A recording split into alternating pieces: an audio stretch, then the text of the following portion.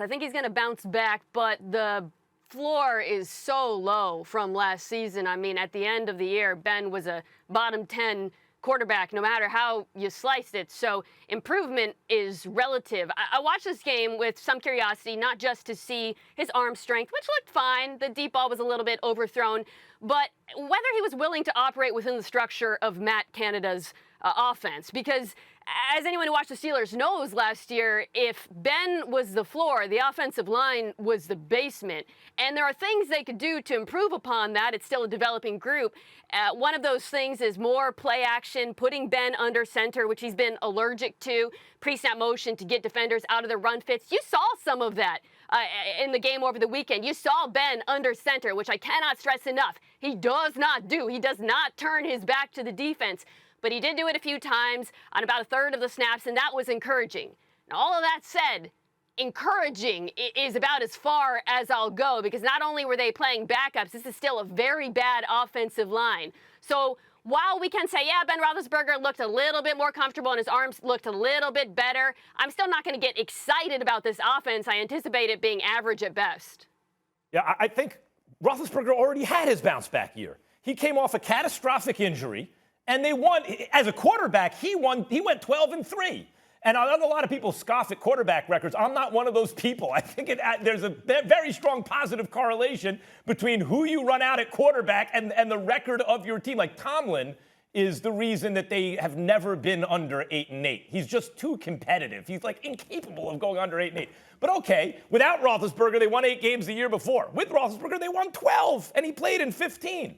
And by the way, he did it in a really interesting way to me, which is like by being a different kind of quarterback than he'd been generally. Like throughout his career, he's a guy who hold the ball and scramble and take a hit and all that stuff. And instead, he's getting the ball out super fast. And I thought, especially early in this season, really well. But the problem is, as you said, Mina, bad offensive line. They also, can't block for the run, right? And so because Roethlisberger is not throwing the ball down the field, the defense is already playing up, making the run even worse, making it harder for Roethlisberger. It's a vicious cycle. And so they kind of fell apart at the end of the season.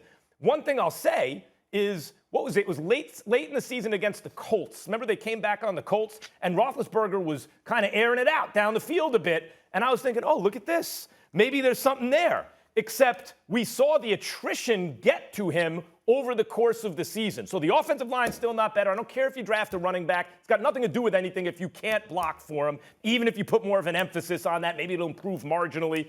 I think Roethlisberger, can he have a comeback season, a bounce-back season? He just had a bounce-back season, reinventing himself. Are we asking him to get even better than that at the age of 38? When fundamentally things on the team haven't changed, I would be skeptical. Max, I do not agree with you. Drafting a running back in Najee Harris, a guy we know who is a 3-down back, gave a lot of production to Alabama, won a national championship. Yes, that makes a difference. Now, what does drafting a running back like Najee Harris does?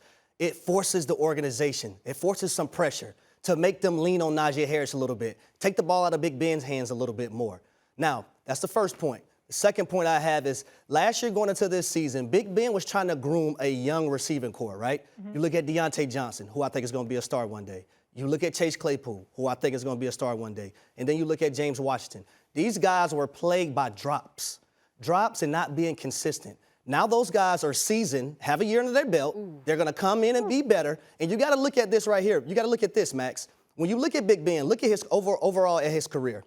He's always had a guy as a number one receiver that he can just throw the football up to and count on them either catching the football or it being incomplete. Plexico Burress. You had Hines Ward.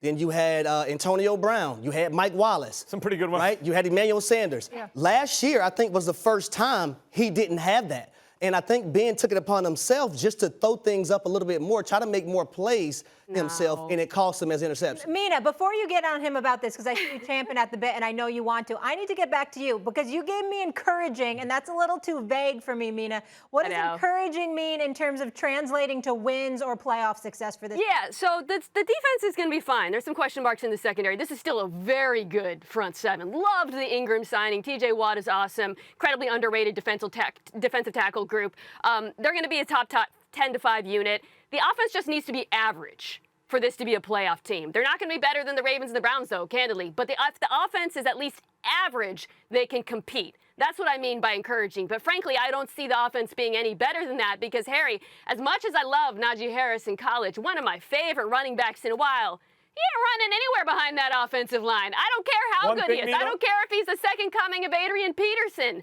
Nobody is getting yards behind that offensive line when they get hit in the backfield. And the skill players, heard you slandering them. Yes, I know they had some drops last year. Chase Claypool was getting wide open down the sideline. The problem was Ben Roethlisberger couldn't throw it more than 15 yards, so defenses were cheating up. Roethlisberger didn't get worse as the season went on. Defenses realized he wasn't going to test them downfield. Doesn't matter who your skill players are. Juju is also excellent in the slot, tough yards after the catch. If Ben can't deliver the ball, if he doesn't, last year you saw him getting it out 2.2 seconds faster in the NFL. They're not going to go anywhere, and that's not on them. That is on Ben Roethlisberger and the offensive That's why line. I brought up the Colts game, Mina, because I thought there were, when you say the word encouraging, there were some encouraging signs about Roethlisberger's arm in that game, and I do think that him talking about, like I said, I felt good, but I don't know what, like he didn't really know what good felt like compared to this year. That's encouraging, and I'll say one more thing. In Harry's defense, it's something that Villanueva said on his way out the door, which stuck with me because I hear this from guys who played in the league. If you de-emphasize the run because you're not good at blocking for the run, then the run gets worse. Talk about a vicious cycle. So I do think there's probably, that's why I said marginal with Najee Harris. There's some kind of marginal benefit to drafting a guy like that, Mina, not just because of what he can do, but because of the resources you now put into organizing your team a little bit more in that direction. And I just want to go, Matt Canada, the offensive coordinator, is going to be just as helpful to the run game. We talk a lot about pre-snap motion, those jet sweeps. And when you talk about how those help the quarterback in terms of giving them man versus zone indicators, what they also do, and Harry, you know this, they get linebackers out of their fits because they're twisted up by the misdirection. That will help Najee Harris. Thanks for watching ESPN on YouTube. For live streaming sports and premium content, subscribe to ESPN+.